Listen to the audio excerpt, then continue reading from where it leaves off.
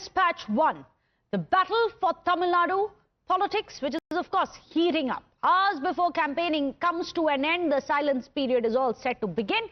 And ahead of that, the MANM party chief Kamala Hassan has issued a fresh statement, making it the big Star Wars of Tamil Nadu by taking a whale dig at none other than Vijay.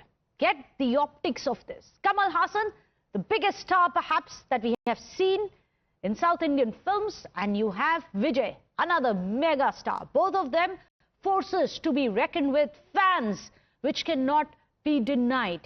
But what really appears to be the whale jibe that he's taken on Vijay, let's tell you about that. Well, without really naming Vijay directly, Kamala Hassan has said that contesting from more than one seat amounts to betrayal. Of course, he's talking about Vijay contesting from 2 seats, and Kamala Hassan has insisted that 1 seat is enough for him. He added that although many of his fans urged him to contest from more than one constituency, he's going to stick to a single seat, saying that he doesn't want to betray the other constituency by picking one over the other if he wins them both. Listen in to this whale dig of Kamala Hassan against Vijay. எல்லா ரசிகர்களுக்கும் சொல்லிக் கொள்கிறேன், ரசனைங்கிறது தனியா வச்சுக்கங்க, இது நாடு. இங்க இருக்கிறவங்களுக்கு தெரியும்,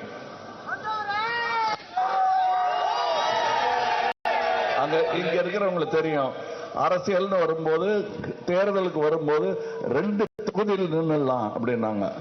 அதுவே தோல்வியின் ஆரம்பம்னு நான் சொன்னேன். ஏன்னா அந்த கடமையை செய்யணுமா வேணாமா? நான் அந்த மெட்ராஸ்ல ஒரு இடம் யாருக்கு துரோகம் பண்ண போறேங்க, அதனால நான் ஒரு இடம் போதுங்கிற சொல்ற அறிவு எனக்கு அப்ப இருந்தது. அது எப்பவுமே இருக்கணுங்கிறது என்னுடைய அறிவுரை. யார் வந்தாலும் ஒரு தொகுதி வாக்காளருக்கு துரோகம் செய்யறது தானே அது. So he says 1 seat is good enough. Of course, this is a whale jibe at Vijay. Vijay is the one who's contesting from 2 seats. Let's tell you about the 2 seats that Vijay is going to be contesting from. One of the seats is Trichy East. Second seat is that of Perambur. In Trichy East, there are over 2.17 lakh voters, and Perambur, there are over 2.84 lakh voters. Now, Trichy East has a Christian voter base, and there's a similar significant Christian voter base which is there in Perambur as well. There's a large Muslim population there in Trichy East, as well as a robust Vellalar community which is strong even in Trichy East. So this, of course, explains why Vijay may have gone in one weekend to a temple, to a mosque, as well as to a church. It was very symbolic. There were no words. In silence, however, very strong symbolism was put through for Vijay. Meanwhile, Vijay has also made a very strong political pitch ahead of the Tamil Nadu elections. He's expressed confidence that victory for his movement is certain. In fact, he's written an open letter to the people of Tamil Nadu. He's launched a sharp attack on both DMK as well as the BJP, which he's described as both pursuing anti-people agendas. Vijay has further said that his opponents are fascist-minded and said that he will not bow to any forces. Vijay also called for a whistle revolution, urging citizens to come forward and bring political change through democratic means. He's reiterated his confidence. He said anti-people forces will be defeated, adding that the upcoming election will mark a decisive turning point in the state of Tamil Nadu politics. Meanwhile, Tamil Nadu Chief Minister M.K. Stalin, he has launched a sharp attack on the BJP, accusing it of attempting to wrongly project the DMK as an anti-Hindu party. That's a subsect of the politics that we've seen.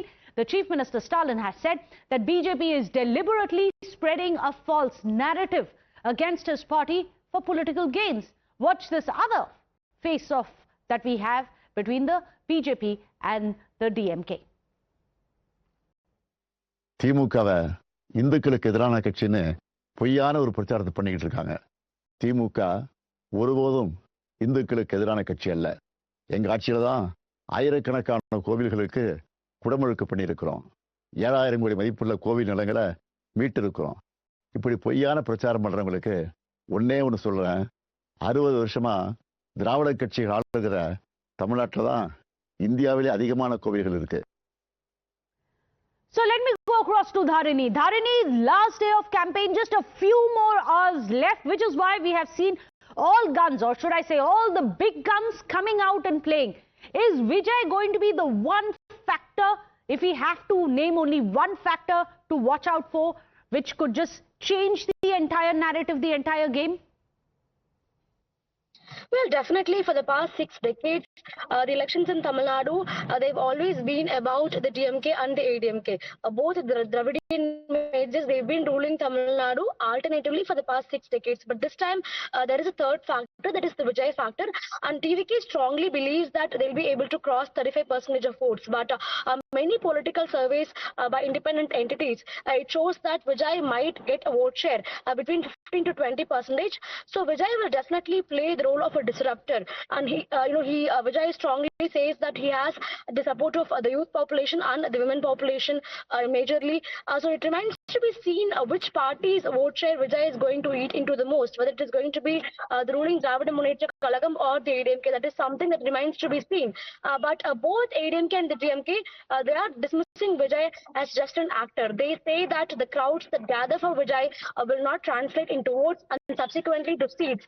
Vijay is a popular actor, and when he gets to the roads, the people will naturally come gather to see him, but all these will not translate into votes and seats, is what the DMK and the ADMK have been telling all this while. So they are dismissing Vijay as a political factor, and they call him just a mere actor. So this election, this 2026 election battle, which is a debut election battle for Vijay, will show us what sort of a power he holds in the political arena here in Tamil Nadu once the results are out.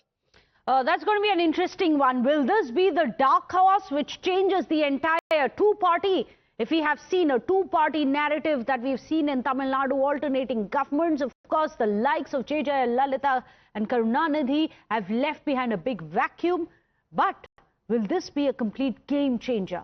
Vijay, that's one factor we're going to be watching very closely here on Times Now. Thank you so much, Dharini. We are moving on now to the second dispatch. Dispatch 2, you asked what's that? Well, this is going to be coming in from Karnataka. The ongoing power tussle. You know who's going to be the chief minister? Will it be the deputy chief minister who will become the chief minister? Well, this power tussle continues within the Congress camp. The deputy chief minister, D.K. Shivakumar, now making a fresh statement that hints at a decision from the Congress High Command. In fact, DKS has said that the timing and the party's top leadership will decide on the matter as to if he is going to be elevated to the chief minister's post. This at a time when speculation continues to be very rife with internal dynamics within the state leadership. Meanwhile, the BJP has reacted to the development, alleging that the Congress is now firefighting an internal rift. Watch this. ನಾನು ಕೂತಿದ್ದೀನಲ್ಲ ಆ ಶಕ್ತಿ ಏನಿದೆಯೋ ಇಲ್ಲೋ ಅನ್ನೋದು ನನಗೆ ಗೊತ್ತಿದೆ. ಈಗ ಮಾತಾಡೋದಿಲ್ಲ, time ಕಾಲ ಎಲ್ಲದಕ್ಕೂ ಉತ್ತರ ಕೊಡ್ತದೆ ಅಷ್ಟೇ. ನಮಸ್ಕಾರ. ನಾನು ಕೂತಿದ್ದೀನಲ್ಲ ಆ ಶಕ್ತಿ ಏನಿದೆಯೋ ಇಲ್ಲೋ ಅನ್ನೋದು ನನಗೆ ಗೊತ್ತಿದೆ.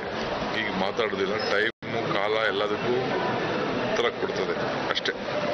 ನಮಸ್ಕಾರ. In Karnataka, after D.K. Shivakumar and Siddaramaiah saga played out just a few months ago, where a secret deal was spoken of by D.K. Shivakumar about changing power in 2.5 years, now when he has visited Mukti Mandir, he has given cryptic answer about CM's post, saying that he knows the power of the place of Mukti Mandir and only time will tell.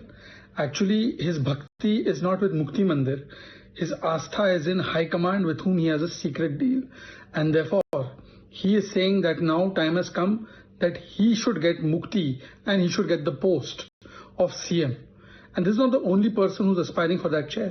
We have seen G. Parameshwarji. We have seen now 30 to 40 MLAs of Congress camping in Delhi for cabinet berth and Let me go across to Neha Hebbale, who's joining us from Bengaluru with all the latest. Neha, very interesting. Now we have D.K. Shivakumar seeking divine blessings. The BJP says that he went there seeking divine blessings because he thinks he's going to be next, that this is internal rift. But what's happening on the ground? Because will they, won't they? What's the High Command going to be doing about this internal shuffle and rift between the two camps that we've seen for such a long time?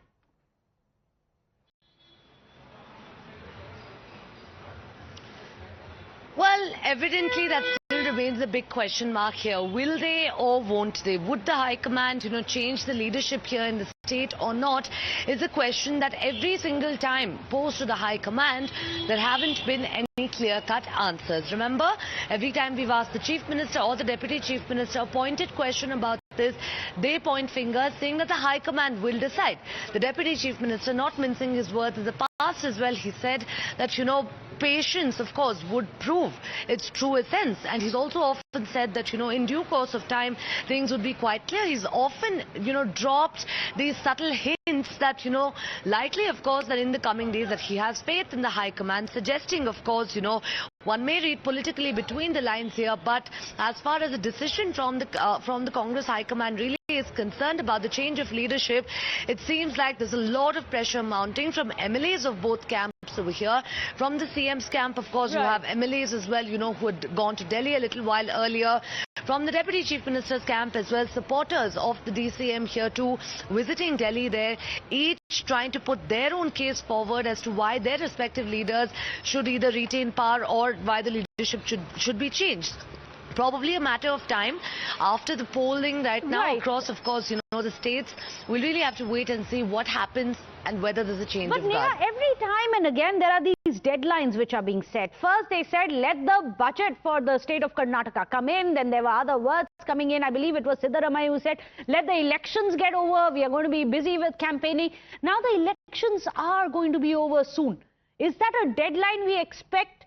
Something else to happen, maybe a big shuffle to happen after this? Were we waiting for these elections?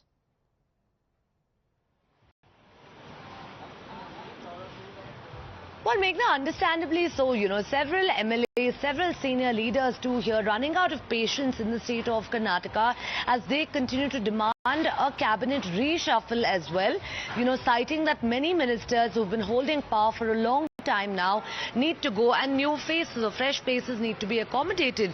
There are many others, remember, quite senior in the party, elected multiple times as MLAs, who've also gone on to, seek their standing there, saying that it's time that they deserve to be made ministers.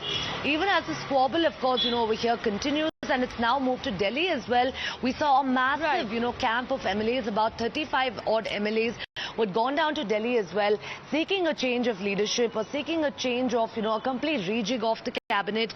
May 4th, of course, likely once the results are out, are we going to be seeing, some serious shift of change or shift of power over here in the state of Karnataka? It's something that we'd have to wait and watch out for. Absolutely. 4th of May, that's going to be the deadline. We'll have to wait and watch what happens after that. Thank you so much, Neha. We'll keep coming back to you for more. Now let's move on. Here on Afternoon Dispatch, let's get you dispatch number 3. And this one is coming in from Madhya Pradesh. Just days after, there was a shocking incident which has happened in Karera in Madhya Pradesh's Shivapuri, where the son of a BJP MLA, Pritam Lodi, rammed the Thar into 5 people. Now there's a new video which has emerged. This time of the MLA himself, Pritam Lodi. He's seen openly challenging the police, asking, does the SDOP's son own Karera? Do you own it? He asked. You can see the words and you can see the actions there. He even declared that his son would contest elections from Karera and dared the police to stop him if they possibly can. Remember, all of this comes after the incident which took place on 16th of April when Dinesh Lodi plowed a speeding Thar into 5 people. The SUV first hit 3 men on a bike before crashing into 2 women who were walking on the road. Instead of showing remorse, instead of showing guilt, Dinesh Lodi confronted the victims, questioned them why they didn't move, despite the fact that he was honking at them. Can you imagine this brazen VVIP Lal Batti mindset where a Thar plows into people, then blames the victims for it? Watch the way this Lal Batti mindset simply refuses to end. SP Karera कहता है कि यहाँ दिख मत जाना, तो मैं कहना चाहता हूं एसडीओपी से, क्या तेरे डैडी की है करेरा? वैसे तो मैं कहता नहीं हूं, लेकिन अब कह रहा हूं कि वो वहां आएगा भी और चुनाव भी लड़ेगा। अगर तेरे डैडी में दम हो तो रोक लेना। और मैं कहना चाहता हूं एसडीओपी महोदय से, हमारा इतिहास भी देख लेना जरा पहले। ये अगर हम पर आरोपी दिनेश पुत्र प्रीतम सिंह लोधी को आज हमने थाने पर बुलाया था। जो गाड़ी उसमें जब्त हुई थी, ब्लैक कलर की थार गाड़ी, उसी में आज वो आरोपी आज भी आए थे। थाने पर जब मैंने चेक किया तो उस पर काले रंग की फिल्म उसके शीशों पर आज भी लगी हुई थी। तो इस संबंध में हमने चालानी कार्रवाई की। साथ में और चेक करने पर उसमें एक हूटर भी मिला, तो उस हूटर पर भी हमने मोटर व्हीकल एक्ट के तहत कार्रवाई की है। साथ ही इसके बाद में इनके ड्राइवर लाइसेंस के निरस्तीकरण की भी प्रक्रिया चालू कर दी गई है। इनके ऊपर पूर्व में ग्वालियर में कई अपराध पंजीबद्ध बताए जा रहे हैं, जिसके अंदर मारपीट का 307 के और भी प्रकरण पंजीबद्ध हैं। उस सब की भी जानकारी हम लोग ले रहे हैं और सभी चीजों को ध्यान में रखते हुए कार्रवाई की जाएगी। Well, we do hope that this karwai that the police is doing is going to be fair and impartial. Because let's not forget, this man that you can see on your screens, Preetam Lodhi, is actually a lawmaker. Why is he shielding his son from the law? That's the question. Just because you are a lawmaker, do you get immunity from law? Let me go across to Makarand, who's joining us from Bhopal. Makarand, it's very shameful. मगर police क्या इस मामले में जांच कर पाएंगी? क्योंकि intimidation जो है वो तो कैमरा पे है ही।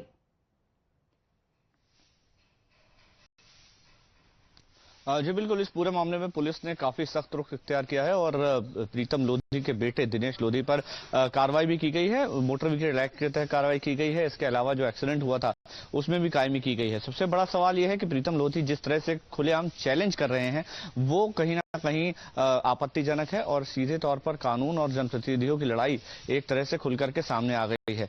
यहाँ पर प्रीतम लोधी जो कि बीजेपी के विधायक है, उनका सीधे तौर पर ये आरोप है कि बेटे को धमकाया गया कि वो चुनाव नहीं लड़ सकता या फिर वो उस इलाके में दिखाई न दे, जबकि ये कोर्ट का काम है। पुलिस का कहना है कि सख्ती बरतना जरूरी है, वरना कानून का डर कैसे रहेगा। तो ऐसे में कहीं ना कहीं जनप्रतिनिधियों और जो कानून के संरक्षक हैं उनके बीच ये लड़ाई शुरू हो गई है और धमकी दी है प्रीतम लोधी ने कि अगर 15 दिन के अंदर स्पष्टीकरण नहीं दिया गया, पुलिस ने उनके साथ चर्चा नहीं की, तो वो एसडीओपी के घर पर 1000 लोग लेकर घुस जाएंगे और गोबर से उसको पोत देंगे। इस तरह की धमकियां भी उनकी तरफ से दी गई है। अब इन धमकियों का क्या असर होता है और क्या इसके खिलाफ कोई कार्रवाई होगी, ये देखना होगा। फिलहाल जो चैलेंज किया गया वो पहले जो दिनेश लोधी है उनकी तरफ से किया गया, क्योंकि पहले एक्सीडेंट होता है, एक्सीडेंट होने के बाद जो घायल हैं उनके साथ बदसलूकी करते हैं। पुलिस वहां आती है तो पुलिस से कहते हैं कि हाँ मैंने गाड़ी चढ़ाई है और बिल्कुल जो उन्होंने किया उस पर काफी गर्व महसूस कर रहे थे। देन जब थाने बुलाया जाता है तो थाने में भी काली फिल्म की गाड़ी और बिना नंबर की गाड़ी लेकर पहुंचते हैं, यानी सीधे तौर पर कानून को चैलेंज करते हैं। और जब कानून को कोई चैलेंज करता है तो जाहिर है कि उसके ऊपर कार्रवाई होती है। दिनेश लोधी पर भी कार्रवाई हुई है और साथ ही साथ अब प्रीतम लोधी अपने बेटे को बैक कर रहे हैं, यानी कि उनके सपोर्ट में आ गए हैं। यहाँ पर सीधे तौर पर जो कानूनी कार्रवाई है वो होगी और अधिकारियों का भी कहना है कि इसके खिलाफ जो भी कानून सम्मत कार्रवाई होगी वो आगे भी जारी रहेगी। Well, hopefully so, because the intimidation is there on the camera. Makarand has explained to us how the threats were leveled to the police. The policemen were told that we are going to storm into your places. We are going to come in with 1,000 men and we are going to put gobar on your face. Those are the kind of threats which were made to the cops. Let me go across to Mayank Agarwal. ऐसा लगता नहीं कि आपके जो विधायक है, कोई भी anyone who's a lawmaker has any fear of the law. Mayank Agarwal ji of the Congress Party. प्रीतम लोधी ने जिस तरीके से धमकी दी पुलिस के अधिकारी को, मैं समझता हूँ प्रीतम लोधी के खुद के खिलाफ केस रजिस्टर करना चाहिए, उनको गिरफ्तार कर लेना चाहिए। ऐसा लगता है मध्य प्रदेश में कानून व्यवस्था नाम की कोई चीज नहीं है। बीजेपी के लोगों ने सारी कानून व्यवस्था को अपने हाथ में ले लिया है और ऐसे एमएलए को तो बर्खास्त कर देना चाहिए। इसको विधायक रहने का कोई अधिकार नहीं है। उनके लड़के ने सरेआम गुंडागर्दी की, गाड़ी चला दी जिससे 4-5 लोग घायल हो गए। बहुत ही निंदनीय घटना है और मैं समझता हूँ इसकी जितनी निंदा की जाए कम है, लेकिन इसमें सख्त एक्शन यदि पुलिस नहीं लेगी तो पुलिस का मॉरल आगे चलकर गिरेगा। मगर ये एक्शन कौन लेगा? लॉ लेगा, बीजेपी लेगी? किसको लेना चाहिए एक्शन? क्योंकि ये जो थ्रेट्स और धमकियां जो दी गई है, ये सरेआम दी गई है, ये कैमरा पे दी गई है, पुलिस अपना काम कैसे करेगी? जो स्पीकर है उनको बर्खास्त करना चाहिए, प्रीतम लोधी को। जी, so there you have it. Thank you so much, Mayank Agarwal ji, हमारे साथ बनने के लिए. Mayank Agarwal of the Congress Party saying that this man should be sacked. Let me go across to Makrand. Makrand, आप जो हमें बता रहे थे that there is a lot of threats, a lot of dhamkis which are being given to the policemen. Has any action been taken by the BJP? Forget about the police. Police तो अपना काम कर ही रही है. Hopefully वो कर पाएंगी in a fair and free manner. मगर बीजेपी ने कोई भी एक्शन दिया है, कोई भी एक्शन लिया है अपने ही एमएलए के अगेंस्ट? देखिए, प्रीतम लोधी पहली बार नहीं है जो इस तरह के स्टेटमेंट उन्होंने दिए हो या इस तरह की बदसलूकी की हो। इसके पहले ब्राह्मणों को लेकर के उन्होंने एक जातिगत टिप्पणी की थी, जिसकी वजह से उन्हें पार्टी से निकाल दिया गया था। चुनाव के समय में पार्टी में उनको वापस लिया गया और इसका भी भारी विरोध हुआ था। उनके ऊपर बड़े संख्या में एफआईआर दर्ज है, अलग अलग तरह की धाराओं में, जैसे मारपीट की धाराओं में, हत्या के प्रयास की धाराओं में, इस तरह से अलग अलग केसेस उनके ऊपर दर्ज है। तो अब ऐसे में जब केसेस दर्ज हैं और आपराधिक प्रवृत्ति के वो खुद हैं, बेटा भी आपराधिक प्रवृत्ति का है, तो अब पुलिस के ऊपर वैसे ही दबाव है कार्रवाई करने का, क्योंकि खुलेआम चैलेंज करना पुलिस को ये कहीं से भी कानून सम्मत नहीं है। और जिस तरह से चैलेंज किया गया है, जो पुलिस के अधिकारी हैं वो कह रहे हैं कि हम इसके ऊपर कार्रवाई करेंगे। फिलहाल ये मामला केवल एक रोड एक्सीडेंट का था, जिसको विधायक ने, बीजेपी के विधायक ने ईगो का एक इशू बना लिया है और अब इसको लेकर के वो धमका रहे हैं पुलिस को ही। उनका कहना है कि पुलिस ने कहा उनके बेटे से कि वो ना चुनाव लड़ सकता है, ना उस एरिया में दिख सकता है, जबकि ये उनका काम नहीं है। अदालत जाएं, एफआईआर करें, कानून का साथ वो दे रहे हैं, लेकिन उसके बावजूद अगर इस तरह की चीज होगी तो फिर वो 10,000 लोगों को लेकर उनके घर में भी घुसेंगे और इस तरह की धमकियां विधायक की तरफ से दी जा रही हैं। जी, इनफैक्ट कौन सी धमकी है जो विधायक दे रहे हैं? Let's listen in to what Pritam Lodhi has said. All of this is on camera. Listen to this man, an MLA, threatening the police in a state that his own party governs in, rules in. Watch this. SP Karera कहता है कि यहाँ दिख मत जाना।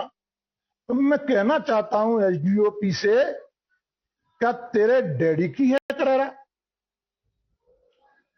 वैसे तो मैं कहता नहीं हूं, लेकिन अब कह रहा हूं कि वो वहां आएगा भी और चुनाव भी लड़ेगा। अगर तेरे डैडी में दम हो तो रोक लेना। और मैं कहना चाहता हूं एसडीओपी महोदय से, हमारा इतिहास भी देख लेना जरा पहले।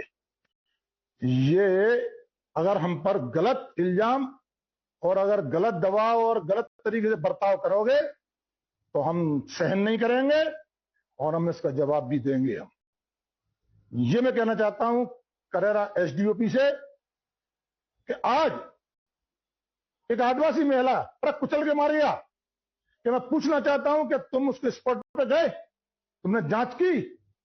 नहीं की। क्यों? कि वो गरीब थी, वहां तुम्हें पैसा नहीं मिलना था। गरीब कोई पैसा नहीं दे। Well, there you have it. रोक सको तो रोक लो mindset, where they openly threaten the police of the state. Well, there you have it. Beautiful Madhya Pradesh. That's the shocker coming in. The question is, will BJP act against its own entitled MLA? We leave you with that here on Afternoon Dispatch. Thank you so much for watching. We'll see you again tomorrow, 1 p.m. right here on Times Now.